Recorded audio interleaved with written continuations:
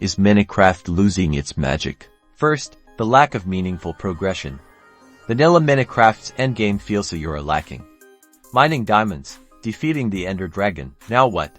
Compare that to modded experiences, offering tech trees, new dimensions, and intricate systems that keep you striving for the next upgrade. Second, the repetitive world generation. How many endless plains, identical forests, and boring caves have we all seen? The terrain feels stale, lacking unique landmarks or compelling exploration. Third, let's talk visuals. While charming, the original textures haven't aged gracefully. Newer games offer stunning graphics, making Minecraft feel blocky and outdated to some players. Resource packs help, but the core visual style remains.